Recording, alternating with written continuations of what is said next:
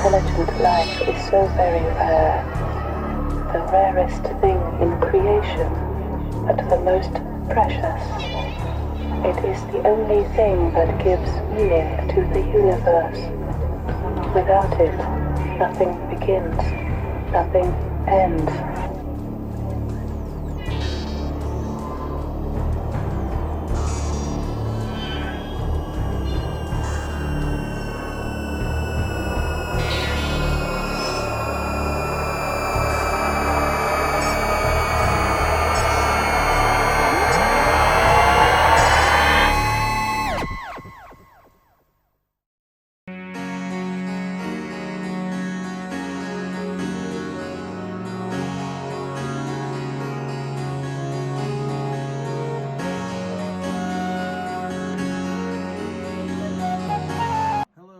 I am the Spaceman, and I've landed in your area one more time again. It's 6 o'clock, Friday evening, February 6th, and I've decided to do a video and to tell you, well, I was going to tell you a few things, but it's probably only going to be one thing right now. Some things you may not know about me, but you would like to know. Perhaps you may want to know. It's up to you. I'm also going to be smoking this. And these are perotis. This is an Italian made, well, it's an American made cigar since the early 1900s. It's an Italian name. These are Perotti Kings, and they are a strong little cigar, a small cigar, and they are comprised of dark-fired Kentucky and Tennessee tobaccos. And they come in a 5-pack. They're individually wrapped as so. So I have smoked these before, and they are very good. They are very eye-opening. They're rich. If you want something to wake you up, this just may do the trick. This may be a cup of coffee. Tonight I'm having Coke, Diet Coke. So, let me get this baby open, if I can. It's a little bit hard to open here.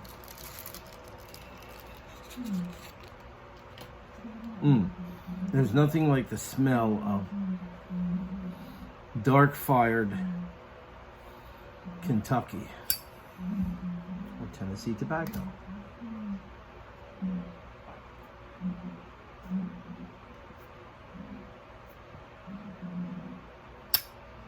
Have a little bit of a Western flair to them.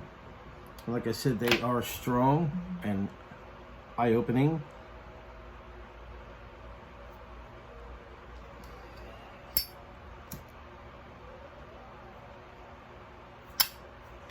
Excuse the expression, but they got some cognons.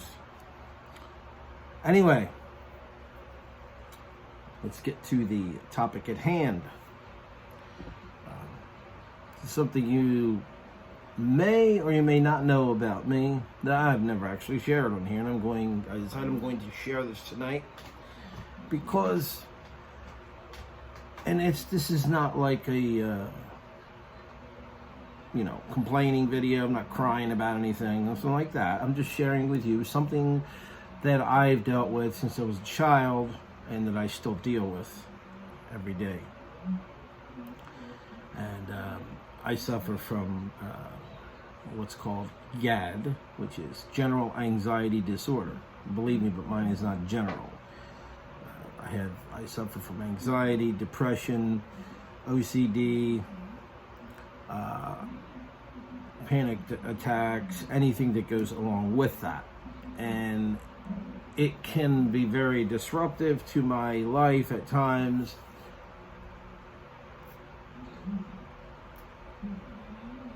So I'm doing this video to let you know that, like, if you may not see me for a while, I may or may not be doing well. and I do things in spurts. I can feel a little bit better sometimes, and I can do more things than other times. I'm sporadic with this, and I've always been. And I've been fighting this illness since I was a child. Actually, not fighting it on a really hard term basis until probably in the late 90s, when I was 25 years old. Which is when I began getting therapy for this. And and then later on in the mid-90s, I went on medication for it. I take antidepressants, anti-anxiety medication. Believe me, it's not a fun thing, especially when things happen and you don't handle them well. I feel like a mess sometimes. And I know there's probably a lot of you out there that have this, and maybe you do not wish to share it. I really did not want to share this, but I thought, what the hell, why not? You know, I'm human, just like everybody else. I might get on here and put on a little bit of a facade. Like, you know, you might think everything seems okay and everything is great, and maybe we look at everybody's lives in that manner. But when you look at somebody's life in reality, you're going to find out that it's not what you think it is. And these are the checks of reality, okay, in life.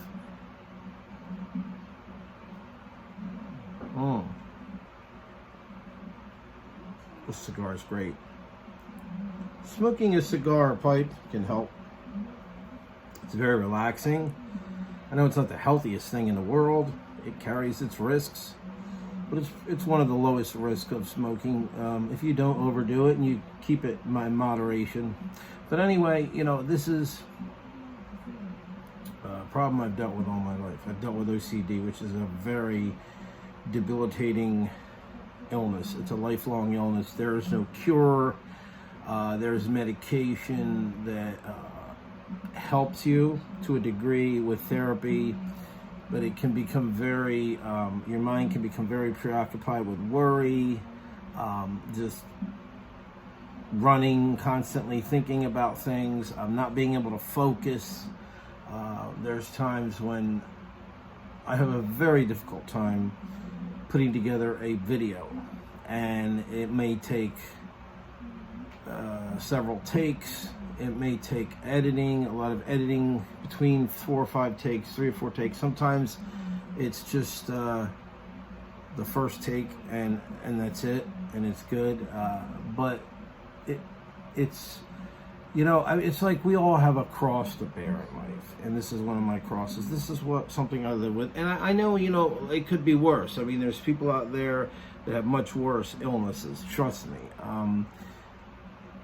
I've known people that were in and out of the hospital every other week for rheumatoid arthritis, or they're in wheelchairs, or quadriplegics, or, I mean, but this is actually, can be worse, believe it or not, at times than someone that is in a wheelchair, because a person, and this is where the misunderstanding of this illness comes in, and this is why, part of why I want to share this, is because it's actually an invisible illness. People look at this and say, well, it doesn't look like there's anything wrong with that guy. They can't see inside of you. They can't see what's going on. A person in a wheelchair may be able to wheel their chair up to a desk and perform a stressful job and actually do really well, whereas a person like me may have, you know, has difficulties with things like that. So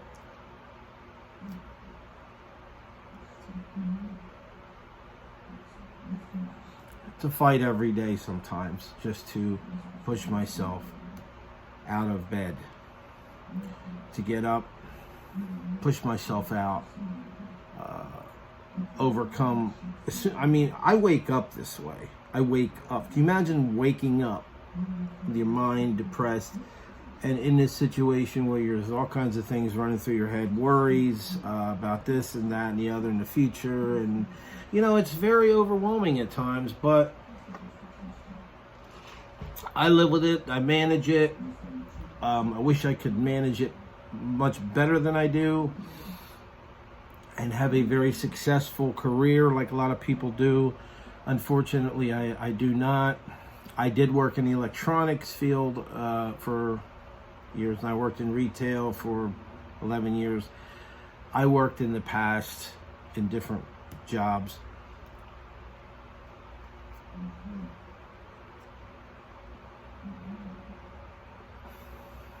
But as I got in my early 30s, it got worse. And usually that's when it does get worse. And you would know this if you have an anxiety disorder, you would know this.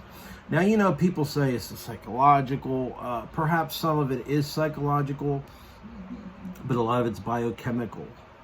And people tend to blame it on their childhood or something that happened in their childhood. Yes, I had a couple of things happen in my childhood, but I can definitely say it may have hindered my illness. And I wish not to get into certain things that happened to me when I was younger, even when I was a teenager. You know, there was a few things that happened. You know, I'm not totally at liberty to share them right now, but there were a couple scary incidents that occurred. But I made through it unscathed, and I'm here.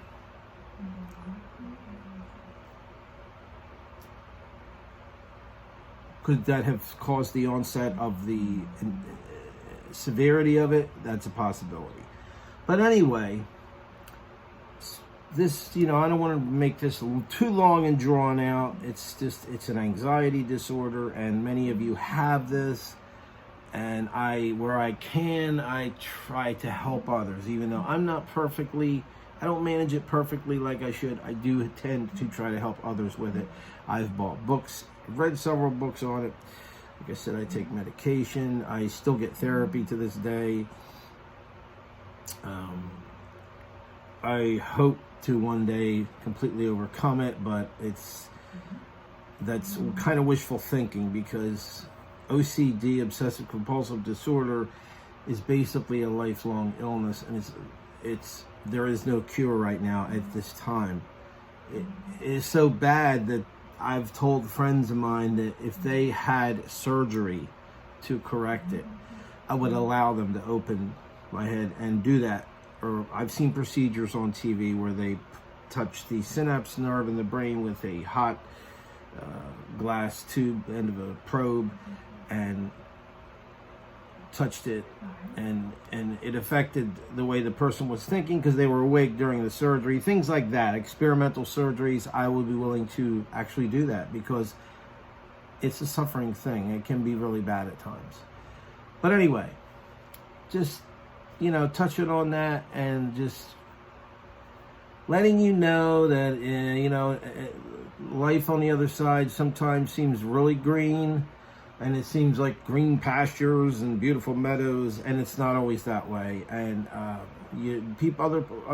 most people deal with some kind of situation in their life at one time or another.